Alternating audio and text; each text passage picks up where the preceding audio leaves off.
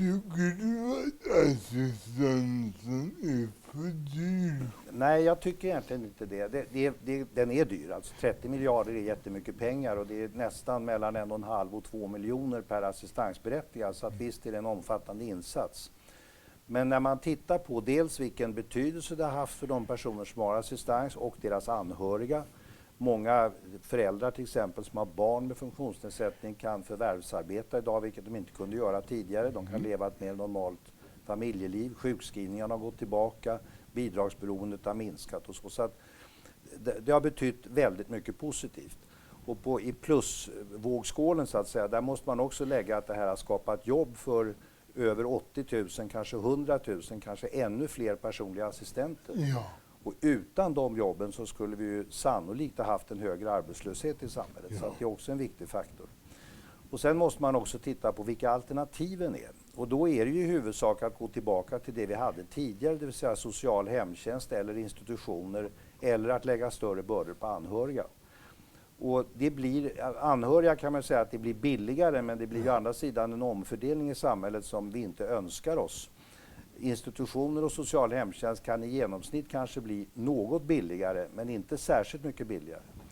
Så att när man väger ihop de här sakerna så tycker jag ändå att 30 miljarder inte är orimligt mycket pengar, utan vi får valuta för skattepengarna. Det är min bedömning. Varför tror du att det inte blir mycket billigare?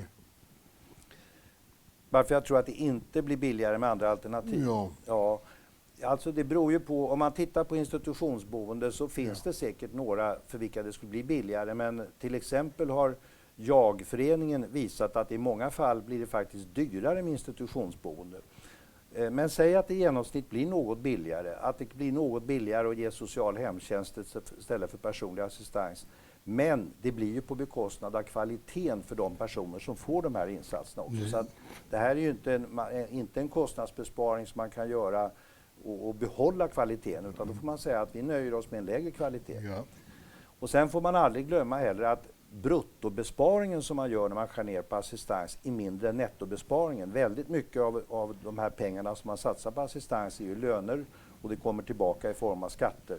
Så att besparingen är inte så stor som den kan se ut när man sparar på assistansen. Så alla de här sakerna sammantaget gör att jag tror inte att det blir så mycket billigare, och jag är ganska säker på att det blir ganska mycket sämre ifall man skulle försämra assistansen och satsa på andra alternativ istället. Det är intressant. Förlåt mig. Det är intressant. Ja, det är bra att du tycker det. Jag hoppas att ministern också tycker att det är intressant.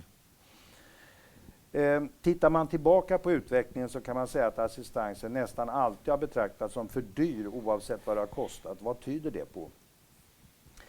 Ja, det är riktigt att ända sedan assistansen infördes så har man pratat om det här med kostnaderna, att det är för dyrt. Och den första utredningen tillsattes ju nästan innan trycksvärtan hade torkat från den första propositionen. Och sen har utredningarna avlöst varandra och vi har fått ytterligare en utredning alldeles nyligen. Så att den här frågan har utretts ständigt. Och den grundläggande frågan som jag tycker man inte ställer sig egentligen, det är hur står assistansen i förhållande till alternativen? Man måste göra den bedömningen. Och där är min bedömning att alternativen är inte så mycket billigare. Det finns inte pengar att spara, utan det här är i många fall insatser som måste göras under alla förhållanden. Man drar ju in assistans nu för ett antal personer och man har sagt att till exempel personer med medicinsk problematik ska inte få assistans. Det är ett domstolsbeslut eller Högsta förvaltningsdomstolen som har bestämt det. Men det innebär ju inte att de här personerna kan lämnas vind för våg så att säga, utan man måste sätta in andra resurser istället. Och det är när vi jämför de resurserna med vad assistansen kostar, det är då man får någon bild av assistansens egentliga kostnader. Och då tror inte jag att de är så höga faktiskt. Det är rätt. Om man nu inte ska spara in på assistansen, var ska då pengarna tas? Den förra regeringen sänkte skatterna med 140 miljarder. Var det för mycket? Ja, det kan inte jag bedöma om det var för mycket, men det visar ju ändå att de här 30 miljarderna, eller den skillnaden mellan 30 miljarder och vad andra alternativ kan kosta, är ju i förhållande till de 140 miljarderna småsaker i det här sammanhanget. Och jag tycker, det står i de här direktiven till den nya utredningen att man ska titta på om det behövs förbättringar i andra avseenden eller LSS. till exempel ledsagning och en del andra tjänster. Jag tror att det är helt rätt att där behöver vi göra förbättringar. Ja. Och då är min bedömning att det ska inte finansieras genom nedskärningar på assistansen som det står i direktiven, utan i så fall får man vara beredd att göra skattehöjningar för att genomföra den här reformen. Det tycker jag är fullt rimligt. Och har vi sänkt skatterna med 140 miljarder så finns det ju ett visst utrymme för att ta tillbaka en del utav det. Det handlar ju inte om alltihop, utan det är en mycket liten summa i så fall som det är frågan om det här området. Finns det något tak för vad assistansen får kosta?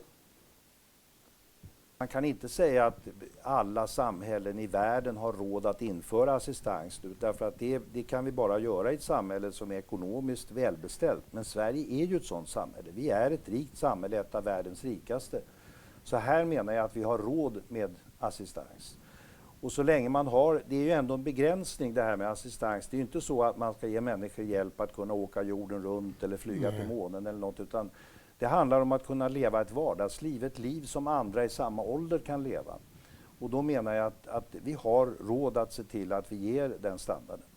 Sen ska man naturligtvis alltid, det finns en del som säger att kommuner ibland inte tillhandahåller ett bra boende därför man litar på att staten ser till att människor får assistansersättning. Och att en del skulle föredra ett boende, till exempel en gruppbostad framför assistans. Och det kanske finns sådana personer, det vet inte jag. Och då ska man naturligtvis försöka tillmötesgå deras önskemål, det tycker jag är alldeles självklart.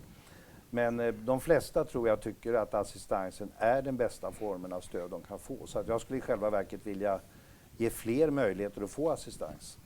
Jag vet när du och jag träffades första gången 1986, då var ju STIL i färd med att sjösätta ett projekt kan man säga här i Stockholm där man skulle få de pengar av stan som stan ändå var beredda att satsa på er. Framförallt som social hemtjänst. Och så skulle ni få pengarna i handen och skulle ni i praktiken kunna få anställa era egna assistenter. Ja. Idag så skulle det inte vara möjligt därför att idag är det en massa andra kvalifikationskrav för att ha rätt till personlig assistans. Men jag tycker att fler skulle kunna få välja det om man föredrog den formen framför till exempel social hemtjänst eller någon annan stöd, så skulle det vara öppet. Utan att man behöver öka kostnaderna. Alltså man säger att låt oss få pengarna och göra det vi vill med dem istället. Det tycker jag skulle vara fullt möjligt. Det tycker jag också. Och det var ju så det började i STIL en gång i världen. Ni fick inte mer pengar, ni fick bara rätt att använda pengarna på ett annat sätt. Ja, det är rätt.